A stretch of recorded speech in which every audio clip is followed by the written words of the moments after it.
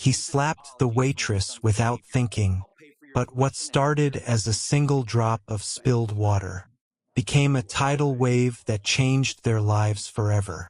Billionaire's son slaps black waitress for spilling water. When dad finds out, he does the unthinkable. What if a single unintentional mistake, spilling water on the wrong person, could set off a chain of events that would shake the foundations of power, privilege, and personal growth? Sierra Daniels was no stranger to exhaustion. At 27, her life was a delicate balancing act. 12-hour shifts at La Belle Etoile, a high-end restaurant in the heart of the city's wealthiest district, followed by late-night study sessions for her online business degree. Every aching step, every forced smile was for Malik, her 8-year-old son. Malik was her North Star, a boy with a mind sharp enough to build model bridges out of popsicle sticks and dream of engineering marvels. His bedroom walls were plastered with sketches of suspension bridges and solar-powered cars, each one a testament to his boundless ambition. Sierra's only goal was to give him the life she never had. Label it toil was a glittering cage. The restaurant's crystal chandeliers and velvet drapes screamed opulence. But for Sierra, it was a battlefield. She was one of 3 black waitstaff in a sea of white faces, and the subtle slights stung as much as the overt ones. A patron's raised eyebrow when she refilled their wine. A muttered, "You people," when she misheard an order. She swallowed it all, her smile a shield, her mantra simple: keep your head down, keep moving forward. Tonight was no different. The dining room buzzed with the city's elite, hedge fund managers, tech moguls, and old money families. Sierra's feet ached in her worn black flats, but she moved with grace, balancing a tray of water pitchers and entrees. Her manager, Claire, a wiry woman with a permanent frown, watched her like a hawk. One mistake could cost Sierra her job, and she couldn't afford that. Not with Malik's school fees looming. Across the room, Vincent Blake held court at the best table. At 52, he was a titan of industry, his tech empire built on ruthless acquisitions and a knack for staying ahead of the curve. His sharp gray suit and silver hair commanded attention, but his eyes were on his son, Alex, who slouched in his chair, scrolling on his phone. Alex, 16, was a carbon copy of Vincent's arrogance but none of his discipline. He wore his privilege like a badge, his designer sneakers scuffing the polished floor. Vincent barely noticed. He was too busy charming the couple across from him, his laugh booming over the table. Sierra approached their table, her tray wobbling slightly as she navigated a tight corner. She set down Vincent's steak, then Alex's salmon, her hands steady despite the weight. As she reached for the water pitcher, her foot caught on a chair leg. A small splash of water arced through the air, landing on Alex's lap. The room didn't stop. Not yet. But Alex's head snapped up, his face twisting with rage. "What the hell?" he spat, shoving his chair back. Before Sierra could apologize, his hand flew up, striking her cheek with a sharp slap. The sound cut through the restaurant like a gunshot. Silence fell. Every eye turned to Sierra, who stood frozen, her tray clattering to the floor. Her cheek burned, but the humiliation was worse. A searing, suffocating weight. She wanted to scream, to run, but her legs wouldn't move. Malik's face flashed in her mind.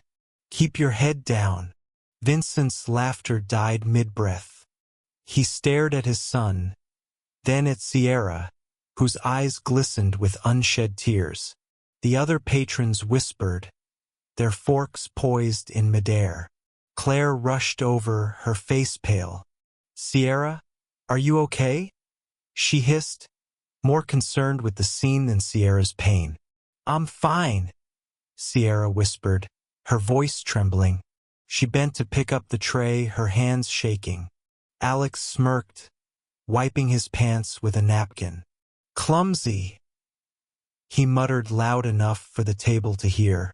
Vincent cleared his throat, his face a mask of discomfort. It was an accident, he said, his voice smooth but firm. Alex didn't mean it. Let's not make a scene.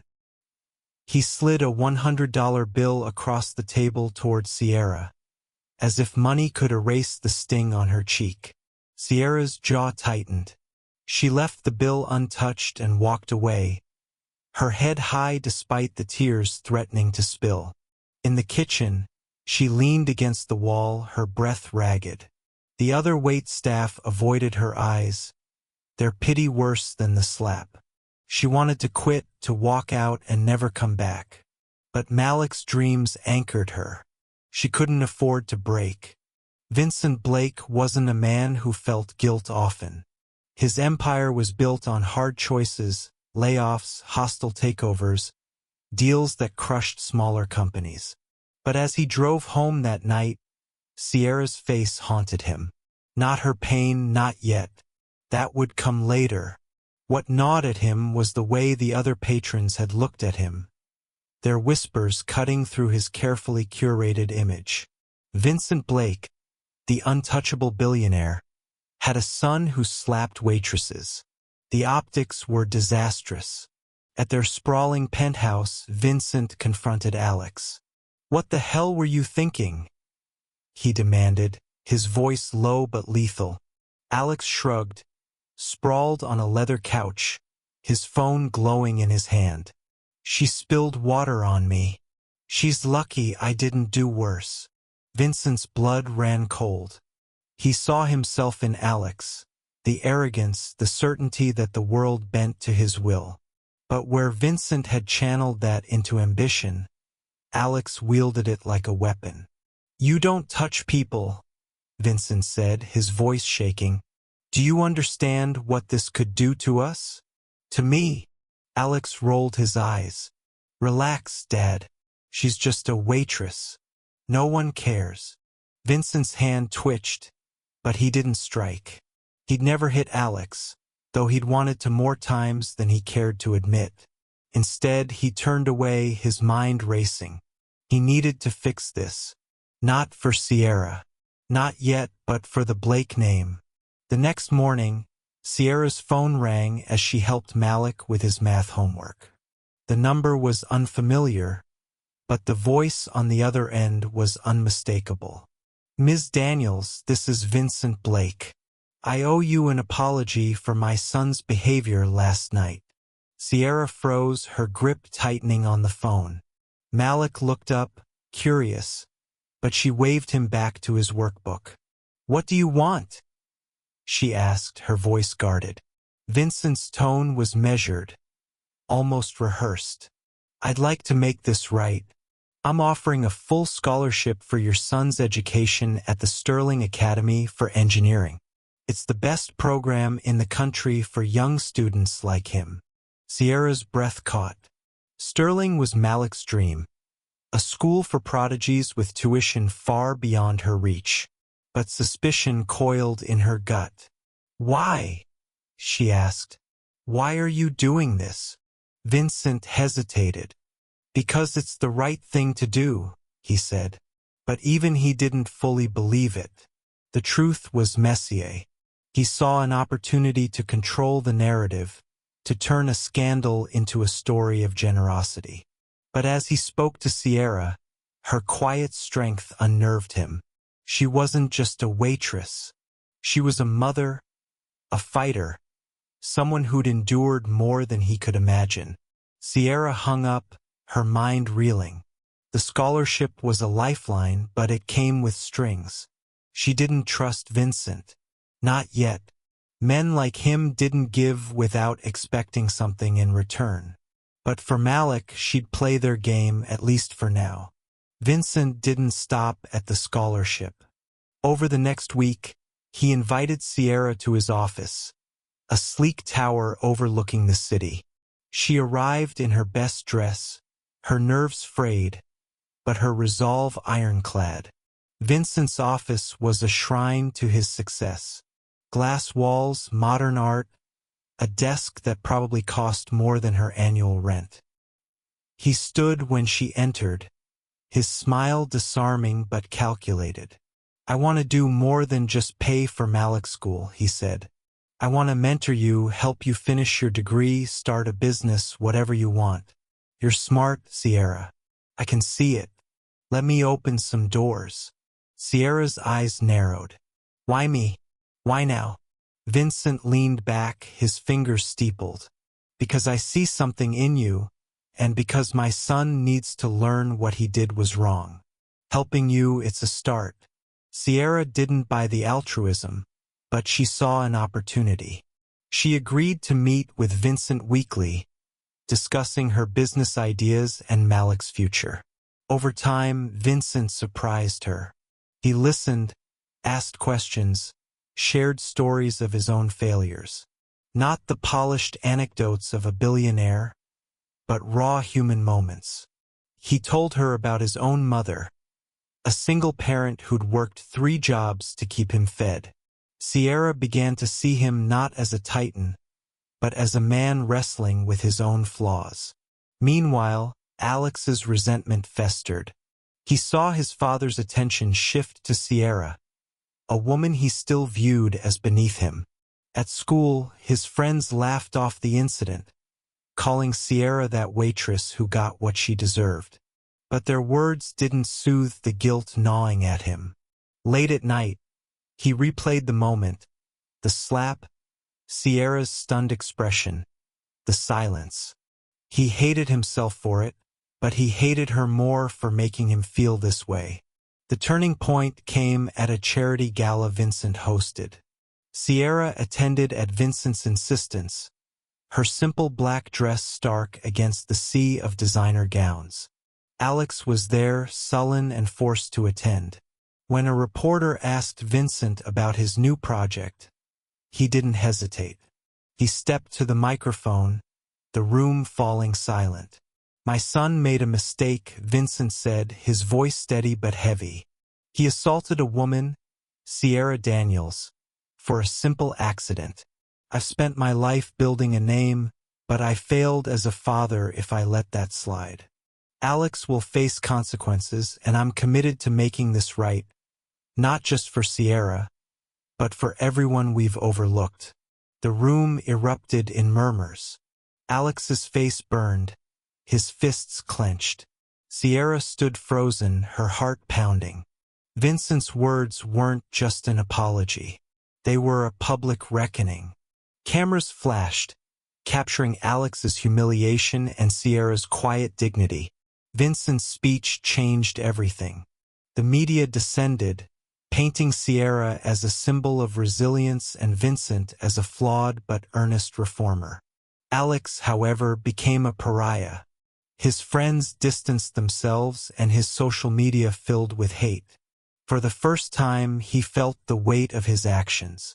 Not just the slap, but the entitlement that fueled it. Vincent didn't let Alex hide.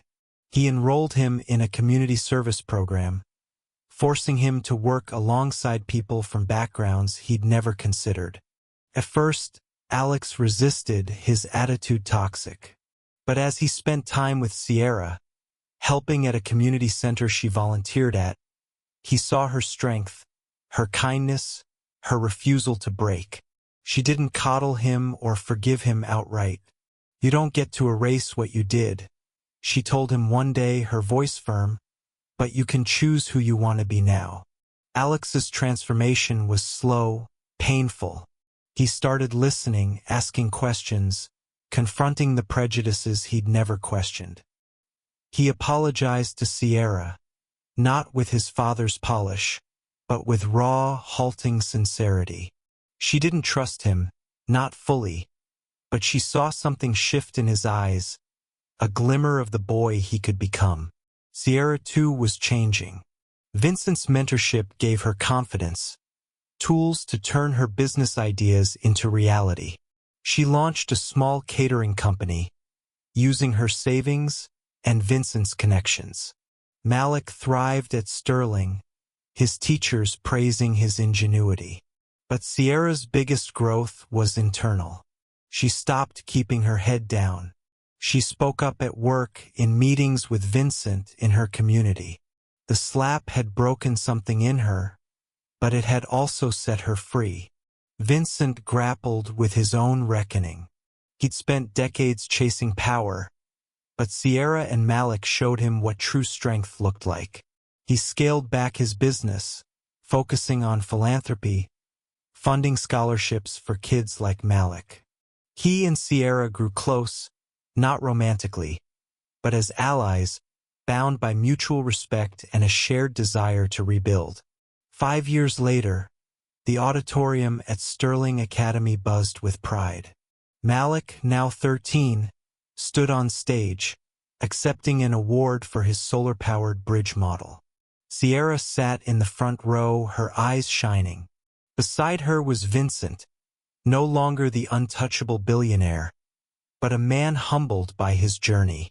Alex was there too, older, quieter, his arrogance replaced by a hard-won humility. He'd spent the last years volunteering, studying, unlearning the privilege that had defined him. He wasn't perfect, but he was trying. As Malik spoke, his voice clear and confident, Sierra felt a weight lift. The slap, the pain, the years of struggle, they hadn't defined her. They'd forged her. She looked at Vincent, who smiled softly, and at Alex, who clapped harder than anyone. The past wasn't erased, but it had led them here to a moment of healing, of hope. The ceremony ended, and the crowd spilled outside. Malik ran to Sierra, his award clutched tight. "Mom, we did it," he said, his grin wide. "No, baby," Sierra said, pulling him close. "You did it." Vincent joined them, his hand on Malik's shoulder. "You're gonna change the world, kid," he said. And for the first time, Sierra believed he meant it, not as a billionaire, but as a friend. Alex lingered nearby, hesitant. Sierra met his eyes, and for a moment, the weight of that night hung between them. Then she nodded, a small gesture of acknowledgement. It wasn't forgiveness, not fully, but it was enough. As the sun set, casting golden light over the campus, Sierra felt something new.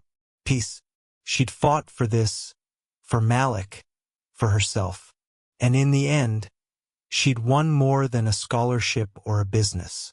She'd won her voice, her strength, her future.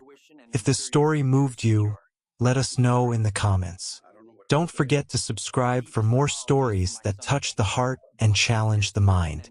Until next time, keep believing in second chances.